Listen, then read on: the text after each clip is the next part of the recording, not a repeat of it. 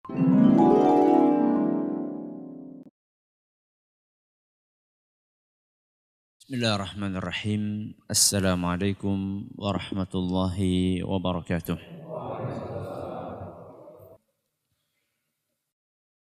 Alhamdulillahi wahdah. Wassalatu wassalamu ala man la nabiyya ba'dah. Wa ala alihi wa sahbihi wa man ittaba'a hudah ila yaumil qiyamah, amma ba'd. Kita panjatkan puja dan puji syukur kehadirat Allah Tabaraka wa Ta'ala. Pada kesempatan malam yang berbahagia kali ini, kita kembali diberi kekuatan, kesehatan, hidayah serta taufik dari Allah Jalla wa Ala, sehingga kita bisa kembali menghadiri pengajian rutin tafsir kita ini di Masjid Agung Darussalam Purbalingga.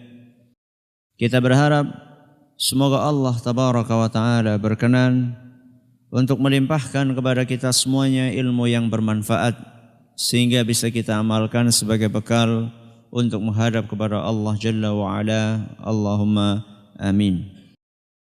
Salat dan salam semoga senantiasa tercurahkan kepada junjungan kita Nabi besar Muhammad sallallahu alaihi wasallam, kepada keluarganya, sahabatnya, dan umatnya yang setia mengikuti tuntunannya hingga akhir nanti.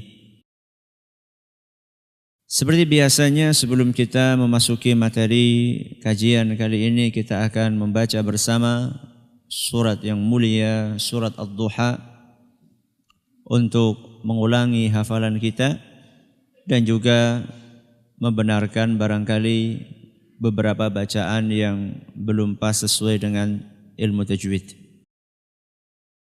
A'udzu billahi minasy syaithanir rajim. A'udzu billahi minasy syaithanir rajim. Bismillahirrahmanirrahim.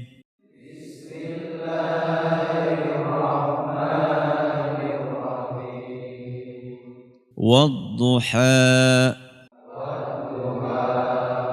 wallayli idza saja ma wadda'aka rabbuka wa ma qala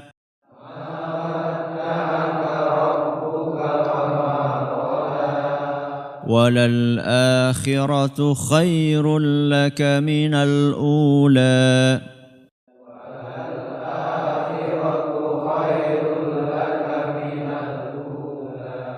وَلَسَوْفَ يُعْطِيكَ رَبُّكَ فَتَرْضَى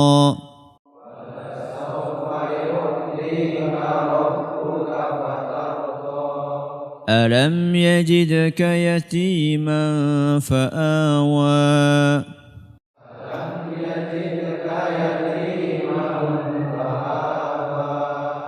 وَوَجَدَكَ ضَالًّا فَهَدَى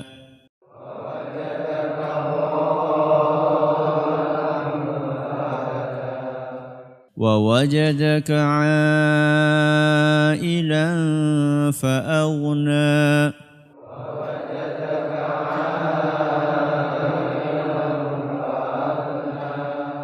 فَأَمَّا الْيَتِيمَ فَلَا تَقْهَرْ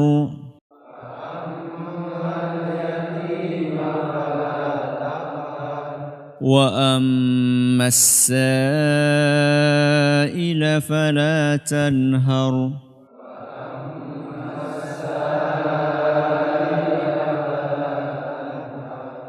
وَأَمَّا بِنِعْمَةِ رَبِّكَ فَحَدِّثْ.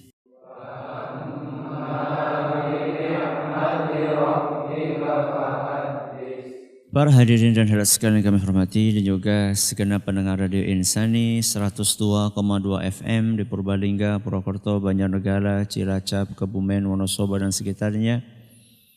Pendengar Radio Roja di Jakarta, di Bandung, di Lampung, di Berau, dimanapun Anda berada, Radio Bas FM, Solotigo dan sekitarnya.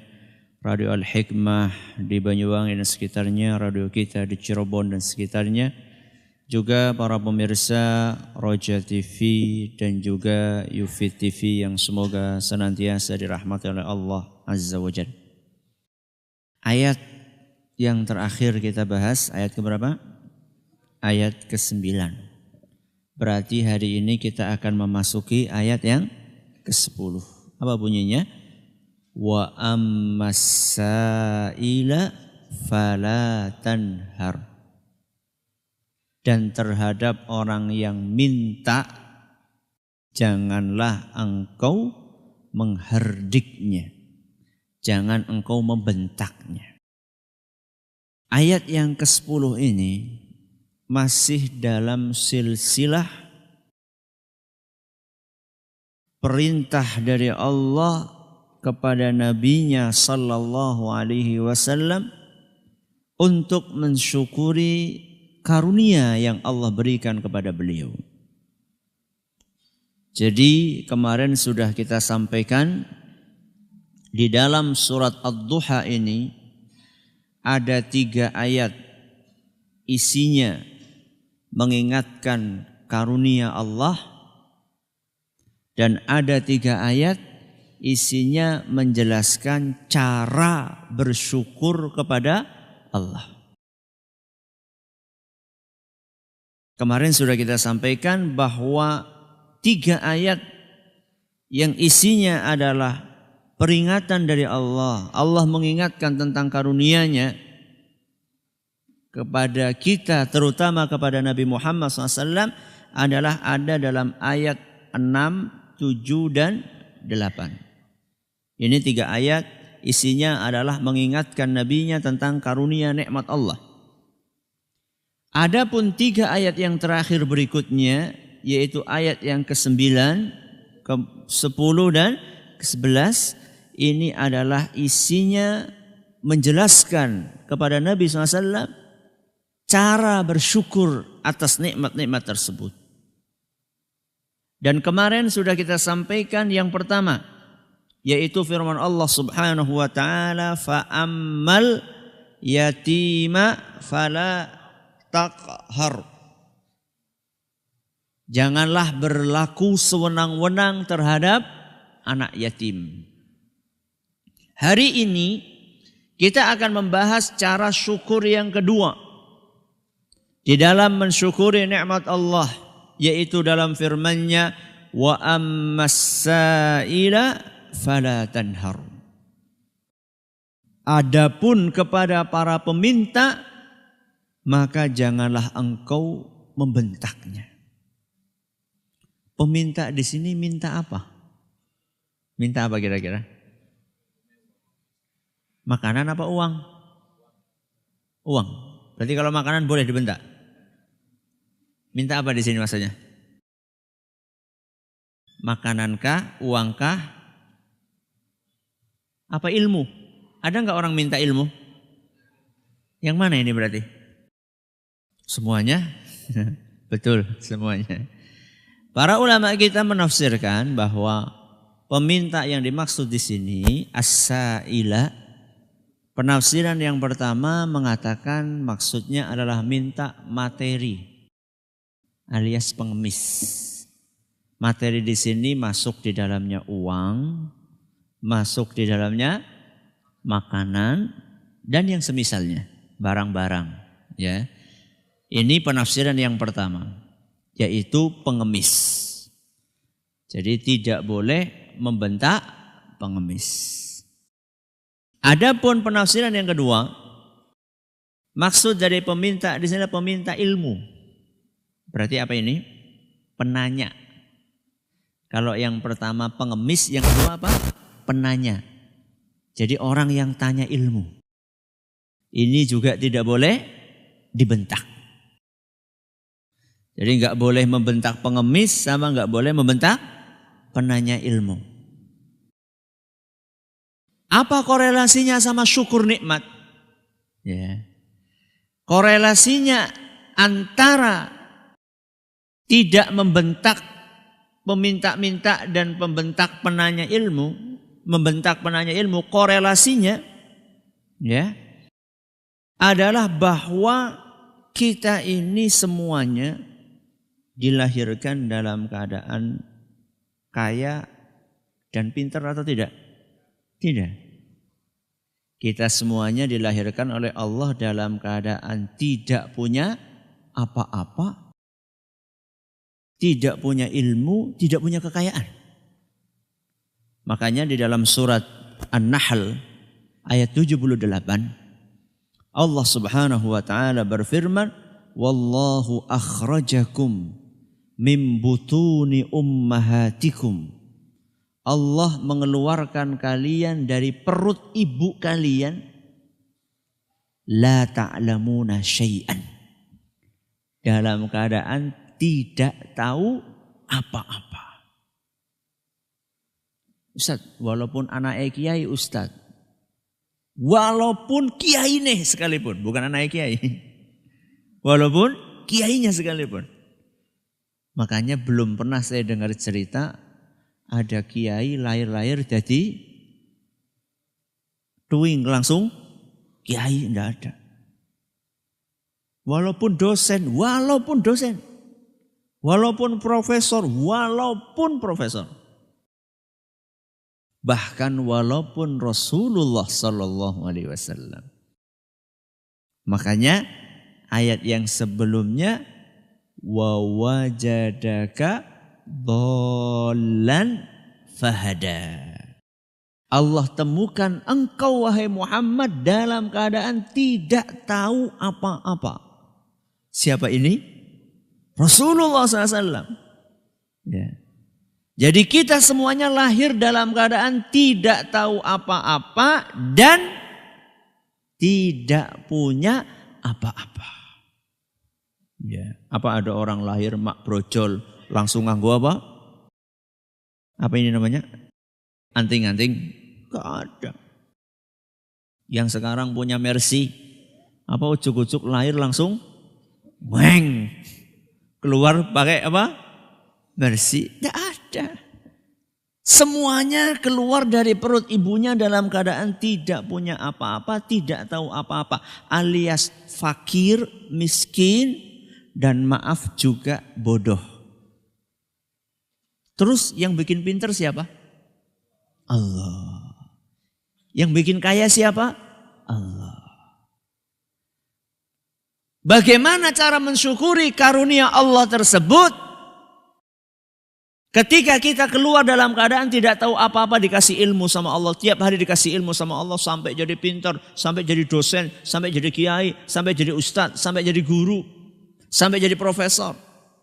Ini semuanya Allah yang ngasih. Bagaimana cara kita mensyukurinya? Cara mensyukurinya, kalau ada orang miskin datang kepada kita, ingat kondisi kita dulu ketika baru keluar dari perut ibu kita.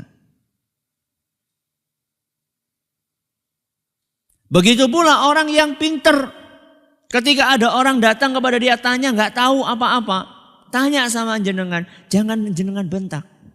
Karena dulu kita pun lahir dari perut ibu kita dalam keadaan tidak tahu apa-apa.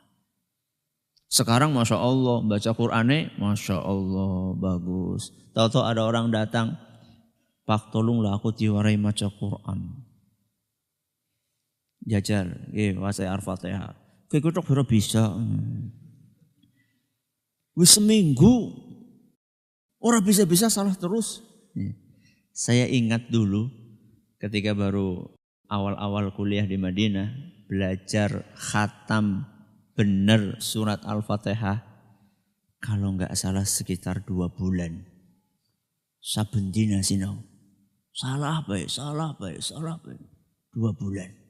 Saben dina kur maca Al-Fatihah tok. Berarti negara pinter banget ya pada ya, sedina rampung ya. Jadi kita semuanya itu keluar dari perut ibu kita dalam keadaan tidak tahu apa-apa. Maka kalau ada orang tanya ilmu sama kita dan kita tahu, jangan keminter. Ya, jangan merendahkan orang tersebut. Inilah bagian dari syukur nikmat kita kepada Allah. Jadi ada berapa penafsiran? Dua. Yang pertama apa? Pengemis. Yang kedua penanya. Ya. Kita awali dengan pengemis dulu. Sikap Islam terhadap pengemis. Pertama, boleh enggak jadi pengemis? Boleh enggak? Boleh atau tidak? Tidak. Terus kenapa Allah melarang kita membentak pengemis? Kalau pengemis enggak boleh? Boleh, tapi boleh ada tapinya. Jawabannya, secara asal yang namanya meminta-minta di dalam agama kita dilarang. Kecualinya nanti ya.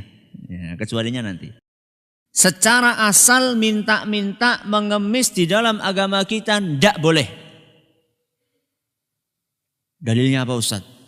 Hadis-hadis dari Nabi SAW yang sahih. Saya akan bawakan 3 dulu. Yang pertama, hadis riwayat Bukhari dan Muslim. Nabi kita SAW bersabda, "Ma yazalur rajulu yas'alun nasa hatta ya'tiya yaumal qiyamati laysa fi wajhihi muz'atu lahmin." Orang yang di dunianya gemar minta-minta, jaluk-jaluk, ngemis terus menerus, nanti pada hari kiamat akan datang dalam keadaan wajahnya tidak ada dagingnya. Alias nopo? Tengkorak. Berarti ini boleh apa tidak minta-minta? Ya jelas gak boleh lah. Kalau boleh datangnya lengkap wajahnya. Kenapa kok yang gak ada daging itu wajahnya, bukan tangannya, bukan perutnya? Kenapa wajahnya? Nah, kata para ulama, karena wajah itu tempatnya malu. Makanya orang yang tidak punya malu dikatakan apa? Muka tembok. Bahasa Jawane rai gedek. Makanya kan gak ada ceritanya weteng gedek orang nana. Tangan tembok gak ada, rai muka. Karena muka itu tempatnya apa? Malu. Makanya kalau ada orang malu apa yang ditutupi? Mukanya. Orang nawong isin nyekeli wetenge, orang nana. Kowe lara weteng jenenge. Ya. Karena para peminta-minta pengemis tadi tidak punya malu di dunianya, maka nanti pada hari kiamat mukanya tidak ada dagingnya. Hadis pertama. Hadis yang kedua. Hadis riwayat Ahmad. Dan hadis ini nyatakan sahih oleh Imam Ibn Khuzaimah dan juga oleh Al-Arnaud. Yaitu sabda Nabi SAW, "Man sa'ala min ghairi faqrin." Barang siapa yang minta-minta padahal dia bukan fakir.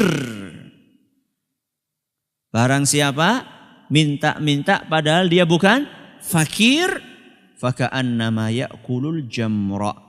Maka seakan-akan dia itu makan bara api. Seakan-akan dia makan bara api. Sudah. Ini hadis yang keberapa? Kedua. Hadis yang ketiga. Hadis yang ketiga ini diriwayatkan oleh Imam An-Nasa'i dan dinyatakan sahih oleh Imam Ibn Hibban dan Syekh Al-Albani. Rasulullah SAW bersabda, "Al-mas'alatu kaddun yakuddu biha ar-rajulu wajhahu." Minta-minta itu sama saja seseorang mencakar-cakar mukanya. Jadi orang yang minta-minta itu kata Rasul sama saja dengan apa? Mencakar-cakar mukanya, illa kecuali an yas'ala ar-rajulu sultanan, kecuali seseorang minta kepada pemerintah. Karena pemerintah punya baitul mal. Dan kita berhak untuk mendapatkan harta dari baitul mal tersebut. Atau fi amrin la budda minhu. Atau dalam sesuatu yang harus alias kepepet. Terdesak. Jadi intinya minta-minta itu hukum aslinya tidak boleh alias haram. Kecuali kalau apa? Butuh banget. Ustaz, aku butuh banget Ustaz. Waduh, priwe gitu. Ini butuh banget apa lagi? Masya Allah. Mari kita dengarkan. Habis ini Nabi SAW akan menyebutkan contoh-contoh orang yang kepepet kebutuhannya. Kata Nabi SAW dalam hadis riwayat Muslim, Innal mas'alata la tahillu illa li ahadi thalathatin. Minta-minta itu tidak boleh kecuali oleh salah satu di antara 3 orang. Minta-minta, yang minta-minta itu hanya boleh 1 dari 3. Yang pertama kata Nabi, Rajulun tahammala hamalatan fahallat lahul mas'alatu hatta yusibaha thumma yumsik. Yang pertama adalah seseorang yang menanggung hutang orang lain. Maka dia boleh meminta-minta sampai melunasi hutang tersebut. Kalau sudah lunas, stop. Ini yang pertama. Yang kedua kata Nabi SAW, Rajulun asabat hujaihatun ijtahat malahu. Fahallat lahul mas'alatu hatta yusiba qiwaman min aish. Orang yang kedua adalah orang yang ditimpa musibah sampai menghabiskan hartanya. Contohnya apa? Kebakaran. Contohnya kebanjiran. Ya. Awalnya kaya raya. Akan tetapi dengan musibah terus habis hartanya. Maka dalam kondisi seperti itu Nabi katakan tidak apa dia minta-minta sampai punya sandaran hidup. Sampai punya sandaran hidup. Ini yang keberapa ini? Yang kedua. Yang ketiga. Wa rajulun asabathu faqatun hatta yaquma thalathatun min dhawil hija min qaumihi laqad asabat fulanan faqatun fahallat. Yang ketiga adalah seseorang yang miskin. Akan tetapi miskinnya ini harus ada persaksian dari 3 orang yang kredibel. Dari masyarakat kampungnya. Jadi orang kok asal ngaku nyong miskin. Ngambil raskin emase dinggo kabeh. Lucu. Ya. Ngambil raskin emasnya gelangnya emas, apa? Antingnya emas. Motore larang. Ini aneh bin ajaib. Ya. Sudah. Harus ada 3 orang jadi saksi bahwa ini miskin, maka boleh buat dia minta. Adapun selain itu, kata Nabi SAW, fama siwahunna minal mas'alati suhta. Adapun selain 3 itu, maka hukumnya haram, kata Nabi SAW. Hadis riwayat Muslim. Berarti hukum minta-minta apa? Haram, kecuali. Coba sekarang kita perhatikan. Tadi 3 ini kira-kira kondisi-kondisi yang mengenaskan atau tidak? Mengenaskan. Kalau yang tadi itu tadi minta-minta karena pengen belikan anaknya motor apa tadi? Itu mengenaskan atau tidak? Subhanallah. Ya. Jadi hukum asalnya minta-minta itu tidak boleh. Kecuali kalau butuh banget dan Nabi sudah kasih contoh kebutuhan-kebutuhan tadi. Silahkan dianalogikan. Kira-kira kita butuh atau tidak. Seperti orang-orang yang tadi disebutkan oleh Nabi SAW. Apakah betul-betul kita sudah habis-habisan, nggak punya apa-apa, atau bagaimana? Ya. Memang yang namanya seorang muslim itu dianjurkan untuk menjaga kehormatannya. Para sahabat dahulu, mereka itu saking menjaga harga dirinya, sampai orang pikir ini orang kaya. Dalam Al-Quran ketika Allah bercerita tentang para sahabat Nabi, Allah berfirman, yahsabuhumul jahilu aghniya'a minat ta'affuf. Orang-orang asing yang baru ngelihat para sahabat Nabi SAW, orang dari luar kota, datang ke Madinah, ngelihat para sahabat Nabi, mereka pikir ini orang-orang kaya. Kenapa? Karena mereka punya sifat iffah. Iffah itu tidak gampang minta-minta, tidak gampang ngeluh, tidak gampang cerita tentang kekurangan hidupnya. Dia simpen. Dia hanya ngadu sama Allah Subhanahu wa ta'ala. Itulah muslim yang hakiki. Orang didik-didik apa? Jaluk enggak. Dia punya harga diri. Dia punya rasa malu.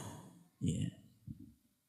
Lah terus kalau memang itu orang betul-betul butuh, bagaimana sikap kita? Sikap kita adalah membantu semampu yang bisa kita bantu. Jadi kalau ada orang betul-betul butuh datang kepada kita dan kita tahu persis ini orang-orang yang menjaga kehormatannya. Kalau tidak kepepet tidak mungkin akan minta. Dan kita tahu persis orang ini menjaga harga dirinya, menjaga kehormatannya. Orang ini punya harga diri, punya kehormatan. Kalau dia sudah minta berarti itu pertanda orang ini sudah betul-betul berada di atas ujung tanduk. Maka dalam kondisi seperti itu kita diperintahkan untuk membantu orang tersebut.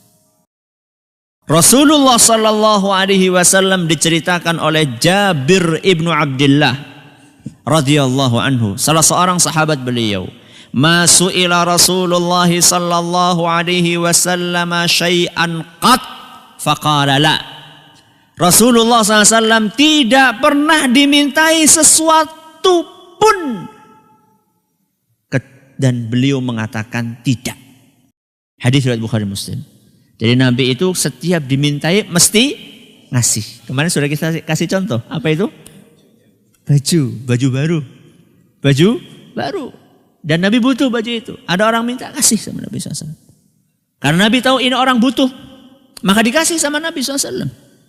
Ya. Walaupun Nabi sebenarnya juga butuh. Ya. Itulah namanya kedermawanan. Nah sekarang Ustadz. Kalau kita nggak tahu. Ini orang butuh atau tidak. Contohnya gimana?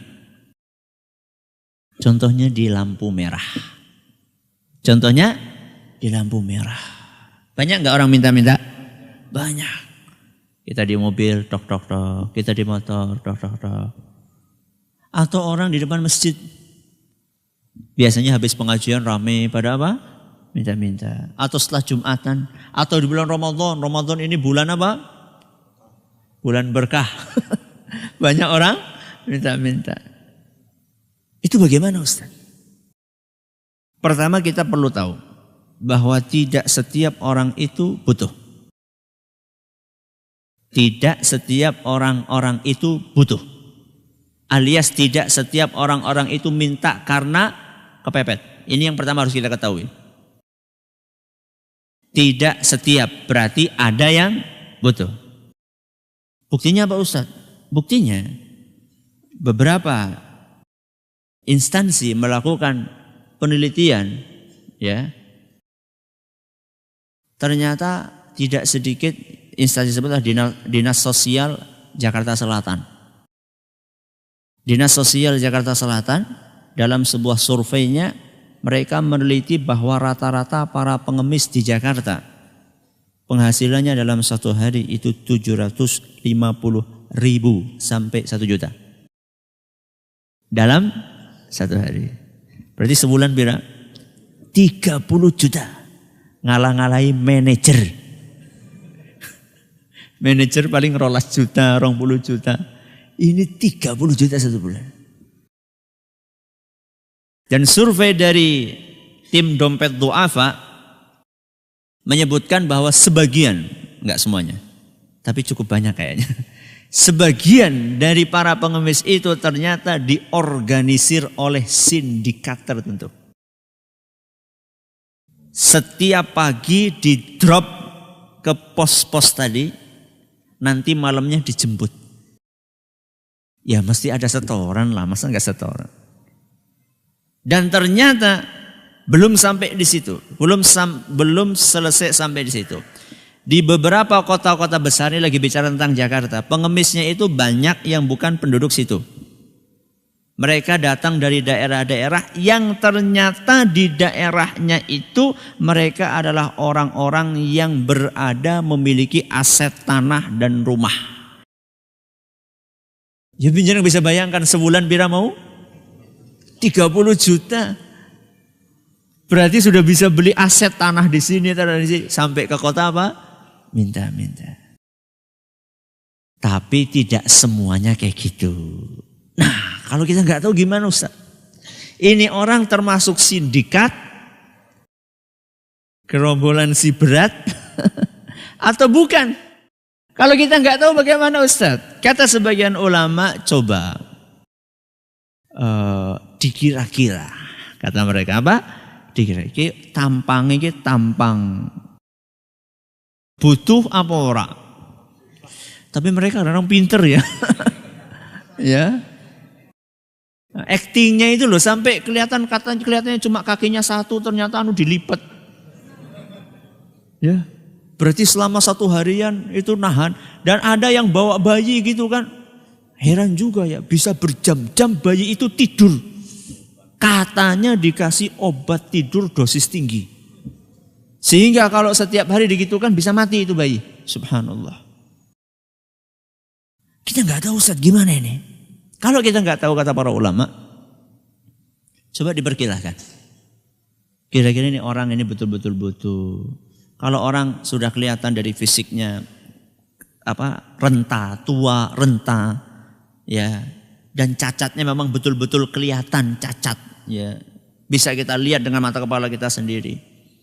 Ya. Kemudian dari raut-raut mukanya, dari fisiknya sudah kelihatan miskin, kakek-kakek, nenek-nenek, sudah kelihatan lemah sekali. Ya. Kalau memang kita pandang ini orang butuh, maka tidak apa-apa. Kita kasih. Kalau kita tahu persis bahwasanya ini gak butuh, karena kita pernah membuntuti orang ini, ternyata jajannya di sambil mainan HP smartphone, ya. Kita pernah lihat. Ada sebagian yang subhanallah, mungkin ada sebagian yang penasaran ya. Ya, diikuti, dikuntit kemana? Ternyata makan siangnya di sambil mainan gadget. Ya.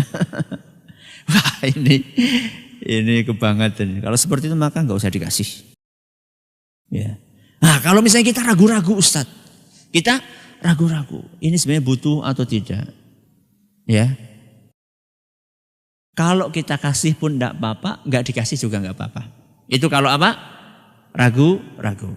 Jadi kalau kalau prediksi kuat kita itu dia butuh, kita kasih, dianjurkan. Kalau kita tahu ini tidak butuh, nggak usah dikasih. Kalau kita ragu-ragu maka boleh dikasih, boleh tidak. Ustaz, kalau ternyata kita ragu-ragu, kemudian kita kasihan, kita kasih. Ternyata Ustadz dia ini orang kaya. Kira-kira sedekahnya oleh pahala orang. Kira-kira sedekah kita ini dapat pahala atau tidak Ustadz? Rasulullah SAW menjelaskan. Dalam sebuah hadis yang diriwayatkan oleh Imam Bukhari dan Muslim. Ini cerita, Rasulullah SAW lagi cerita. Ada seorang berkata, la atasaddaqanna bisadaqah. Malam ini aku pengen sedekah, kata orang itu. Kemudian dia cari-cari orang, tiba-tiba lewat ada orang kayak butuh banget. Dia kasih. Ternyata orang itu maling.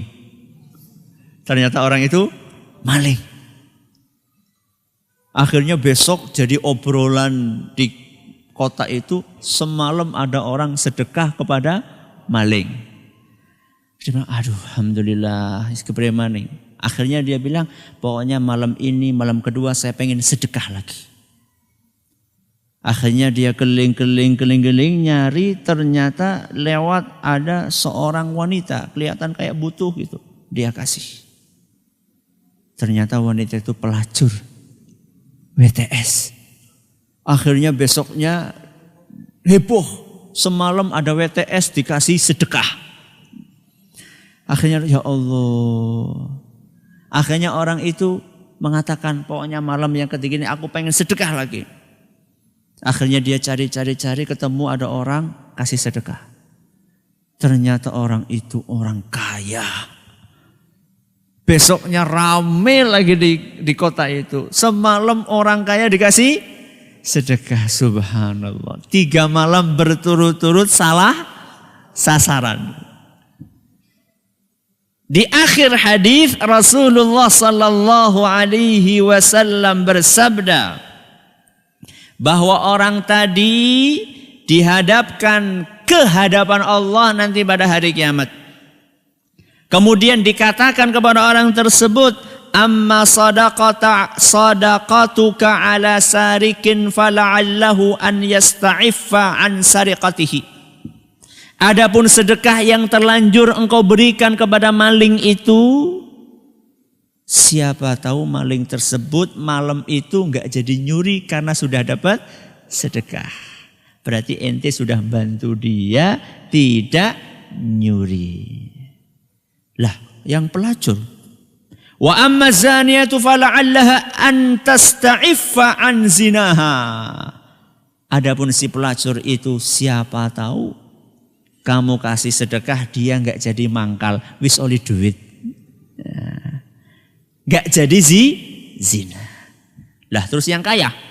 Wa ammal ghaniyyu fala'allahu ya'tabiru fayunfiqu mimma a'tahu Allah. Adapun yang kaya itu siapa tahu orang kaya itu mengambil pelajaran. Oh engane ana wong sing perhatian ya. Aku ngesuk pengin seperti dia. Artinya sedekah dia 3 malam berturut-turut walaupun salah sasaran tetap dapat pahala. Makanya kalau jenengan sudah berijtihad ya, wis ngira-ngira aduh kayane miskin dikasih. Ternyata setelah itu jenengan buntuti, ternyata dia ke mall belanja banyak banget. Aduh kepriwe, apa tak jaluk maning apa ya? Enggak usah. Ya, insya Allah sudah sampai pahalanya. Cuman kalau kita ragu-ragu bingung sudah lewat lembaga saja. Lewat lembaga yang kredibel. Ya, yang memang mereka tahu pos-pos orang-orang miskin yang butuh. Kalau memang kita tidak tahu. Apalagi ada aturan itu. Sekarang nggak tahu di Purbalingga ya. Kalau saya ke Purwokerto itu hampir di setiap lampu merah itu ada apa? Ada aturan, ya. Tidak boleh ngasih kepada pengemis. Mungkin aturan itu dikeluarkan karena adanya laporan-laporan yang menyebutkan yang saya sebutkan tadi di depan. Yaitu bahwa ternyata banyak di antara orang-orang itu adalah merupakan sindikat. Ya, mungkin seperti itu bisa ditanyakan kepada pihak yang membuat aturan tadi. Sudah. Ini berarti penafsiran yang pertama. Lah kalau misalnya kita mendapatkan orang itu ternyata kaya minta-minta, bagaimana usah sikap kita? Enggak usah dikasih. Mbok malah tuman. Enggak usah dikasih. Malah dia ketagihan nanti. Boleh enggak kita bentak dia? Ya nasihatilah. Pertama nasihati dengan cara yang baik dulu. Diceritakan hadis-hadis Nabi yang tadi saya bawakan tadi. Ya. Kalau misalnya yang tukang razia itu Satpol PP Ustaz, gimana Ustaz? Mungkin di sini ada Satpol PP ya. Ya. Yang tugasnya untuk